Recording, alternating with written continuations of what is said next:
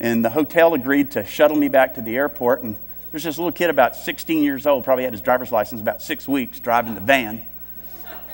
And he knew he had to get me there in a hurry. And he's just driving as fast as he can. And I'm going, God, man, I've been thrown off of one horse already. Anyhow, as we get near the airport, I'm seeing all this activity. And it dawns on me that this place that we're going, where they're going to fly into to pick me up, is where, at the time, Vice President Dick Cheney was due to arrive any minute. And there's these guys with Uzis talking to their wrist, with big dogs everywhere. And I'm thinking, we're never going to get through that cordon, that defense perimeter around this location. Never. And I'd seen myself in the mirror. I had 2 black eyes. I was cut everywhere, black, blue. I had on the same camo I got thrown off that horse on. I mean, I looked like I'd been run over by a bus. I got my arm all hitched up here. And anyhow, the first guy with the gun, he goes right by that guy, just drove right on by him. And I'm waiting for the bullets to come through the back of the van and end my life.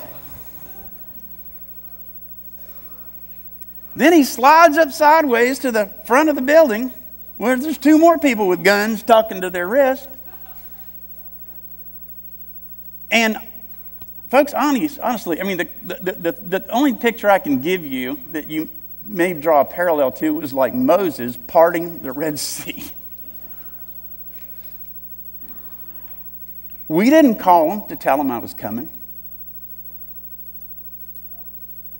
But not a single solitary soul, not a Secret Service agent, not an FBI agent, not a sheriff, not a cop, not a nobody stood between me and those doors. And when I walked in that building, everybody looked, but nobody stopped me. Except for this little old lady walked up to me and asked me if she wanted to give me a bag of popcorn. And I sat down. And this lady walks over to me and she said, "What are you doing here?" And I said, "I'm kind of waiting for somebody to come get me. I got thrown off a horse." And they said, "Well, we can kind of see that." And they're coming, "Well, when are they going to be here?" "Well, any minute." "Well, if they're not here within 20 minutes, we're shutting this thing down because Vice President Cheney's coming and we can't. And I don't know what to tell you." And I said, "They'll be here." And sure enough, about that time, up taxis that airplane. Rand comes running across that tarmac. Grabs me, hugs me, crying all over the place, both of us, puts me in that airplane, and off we go. That's the short version. I was probably in the most hurt, most lost, most disoriented, worst time I'd ever been in my life. And not for 1 second was I alone. Because God was right there beside me the entire way. Not one single step that I take that He wasn't directing my path. And He's like that for us every single day of our lives. For those of us who say, "I trust you.